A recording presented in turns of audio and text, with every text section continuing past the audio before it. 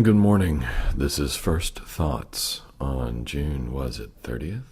And my name is Trip Hudgens. I'm your sleep-deprived host. I need a theme song. So, I'm supposed to talk about pornography. That's not sexy, actually. Matt and Chris on a really fabulous Tube Dorks video, and if you're not subscribed to Tube Dorks, you need to subscribe to Tube Dorks. Anyway, they were talking about summer blockbusters and the end of the world.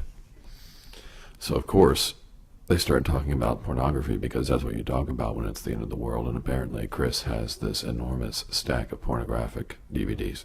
I actually think that there's a real life connection between religion as we know it, or as we've been experiencing it in the media, and pornography. The present debate about religion, between atheists and people of faith is really pornographic at this point. You see, pornography is essentially some sort of titillating ideal, right? We don't watch the Food Network because we actually are hungry and we want to be fed.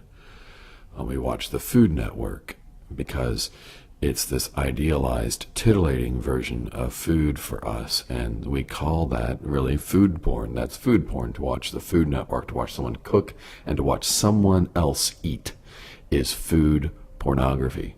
It doesn't satisfy our hunger, but everybody eats and everybody cooks, and it doesn't matter how well or how poorly you do it, but everyone's got to eat. It's this thing that we all do. It's a great equalizer. It's something we all hold in common.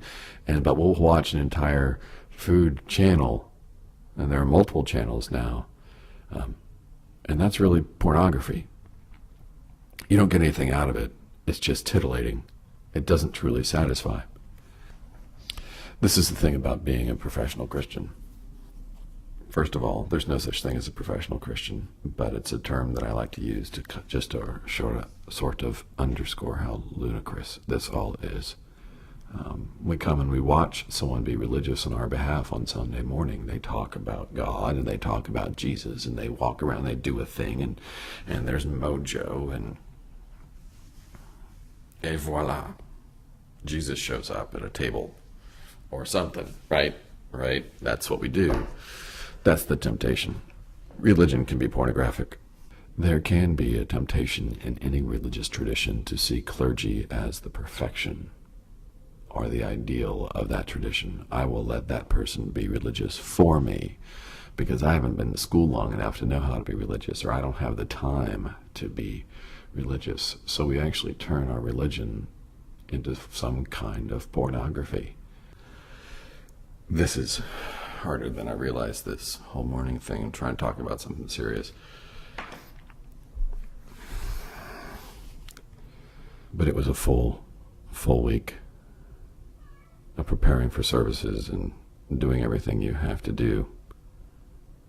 So there was a wake on Tuesday, and Wednesday was the graveside service in the morning, and then the memorial service at night. So it's just a lot to go in and out of.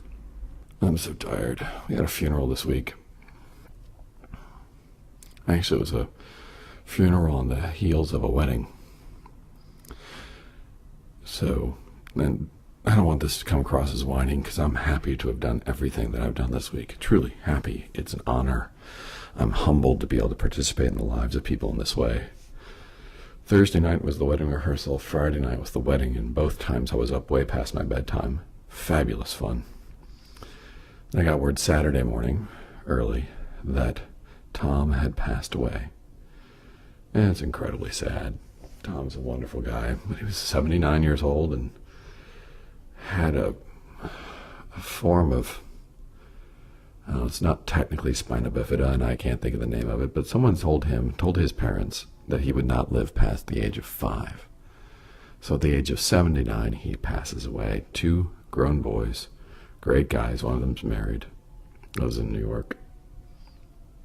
Fabulous life. Worked on behalf of the disabled his whole life. He was confined to a wheelchair. Was essentially quadriplegic most of his life, and was amazing. So we celebrated his life last night. Moments like these, weddings where everyone gets to participate in some way. And yeah, there's some watching things happen, but it's about those people when it happens, you know. You're not the groom and you're not the bride, and you know that. And so you're up there to watch them do a thing, to witness and to bear witnesses, to participate, and that is cool. So we participate. And the same for a funeral. In this case, there were all these remembrances. People could get up and share what they remembered of Tom and talk about his life and the impact that he had on their lives. They all participated. Religion ceased to be pornographic in those moments. It was faith lived, embodied, enfleshed. It was real. No watching somebody do it, no turning on the television and letting Joel Osteen be religious for you. Or showing up to my church on Sunday morning and let me be religious for you. In this little video that Chris and Matt starred in, they complain about all the craziness of religion. And in spite of what they might want you to know, what they're complaining about is that religion has become pornography. They don't actually like pornography. I think that's what I got for you this morning. And we'll talk about pornography because I said I would. I don't know what I'm going to talk about the next time. It's weird to be thinking ahead about it because it's not really the first thoughts. These are not my first thoughts this morning. My first thought this morning was, my God, why am I up? But there you go. I hope you have a good day, and I will see you guys later. Somebody should know when you're on the right side, and I'll make mine known in a bit to die. A circumstellion.